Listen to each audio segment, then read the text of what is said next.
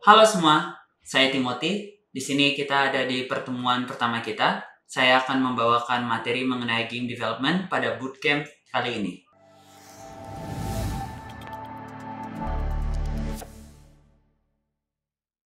Kita akan masuk ke dalam materi ya teman-teman. Pertama, apa itu game development? Game development adalah proses pembuatan permainan digital atau game yang berupa tahapan produksi yang dilakukan saat hendak membuat sebuah produk game serta merilisnya ke market. Lalu, apa sejarah dari game development itu sendiri? Nah, game adalah evolusi dari permainan tradisional yang berhasil merambat ke dalam format digital. Game telah melewati banyak sekali perkembangan seiring zaman. Sebelumnya, game berupa format pixel karena limitasi hardware pada masanya dan sering kali dikenal dengan sebutan bit, seperti 16 bit dan 32 bit. Lalu, seiring dengan berkembangnya teknologi, begitu juga dengan grafis pada game itu sendiri. Game berhasil mencapai dunia 3D dan terus berkembang hingga saat ini yang memiliki grafis yang sering kali kita lihat pada konsol-konsol saat ini. Sehingga dengan berkembangnya grafis pada game itu sendiri, pixel art yang ada menjadi sebuah style pada game sekarang. Lalu, apa saja sih gambaran pada divisi game development? Dalam game development, atau sering kali disingkat dengan game dev, divisinya secara umum itu terbagi menjadi 3, yaitu designer, artist, dan programmer, sebagai fondasi dalam pembuatan game. Masing-masing divisi memiliki turunan yang lebih memiliki tugas seperti terperinci. Contohnya adalah konsep artis yang seringkali kita temui pada divisi artis. Lalu, apa saja sih tugas mereka masing-masing dari ketiga divisi ini?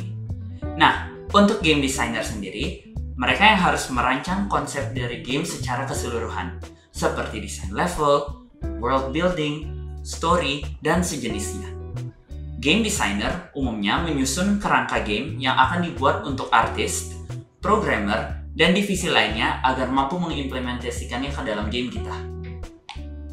Nah, lalu ada game artist. Tugas mereka adalah membuat tampilan visual dari konsep yang sudah dibuat oleh desainer, baik itu karakter, environment, implementasi art style, dan lain sebagainya.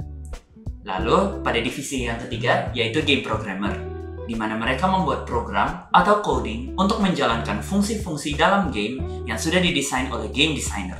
Baik itu pembuatan game physics, game engine, dan hal-hal umum seperti pergerakan karakter. Berikutnya kita akan masuk ke dalam pengenalan Unity. Nah, Unity itu sendiri apa sih? Unity adalah game engine yang fungsi utamanya adalah sebagai tool untuk mengimplementasikan code yang sudah dibuat oleh programmer. Di sini kita menggabungkan aset lalu script yang dibuat agar game tersebut bisa berfungsi atau berjalan sesuai dengan desain. Nah, lalu bagaimana sih proses untuk instalasi Unity itu sendiri? Nah, di sini akan saya jelaskan secara singkat. Pertama, kamu harus mendownload dulu Unity Hub di Google. Kedua, setelah mendownload dan bisa mendapatkan file downloadnya itu sendiri, jalankan file exe.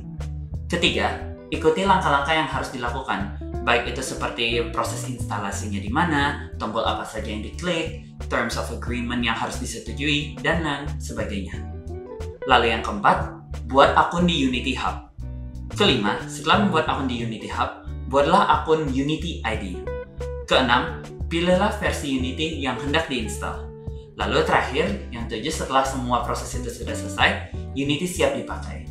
Selain itu juga, dari website Unity mereka menyediakan tampilan yang sudah lebih terperinci untuk pengguna-pengguna baru supaya mereka bisa memahami bagaimana cara instalasinya. Lalu untuk pengenalan interface Unity.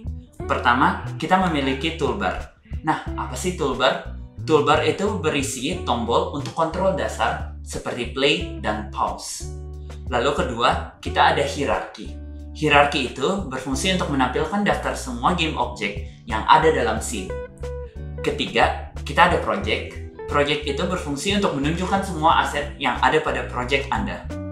Lalu, pada interface scene, itu berfungsi untuk menampilkan screen yang berfungsi untuk mengatur elemen-elemen dalam permainan. Lalu berikutnya kita memiliki inspektor yang berfungsi untuk menampilkan properti dan komponen dari game objek yang dipilih. Keenam, kita memiliki screen console yang berfungsi untuk menampilkan pesan, peringatan, dan kesalahan yang dihasilkan oleh Unity. Lalu terakhir, kita memiliki screen game yang berfungsi untuk tampilan pada scene yang menunjukkan bagaimana permainan akan terlihat ketika hendak dimainkan atau dites.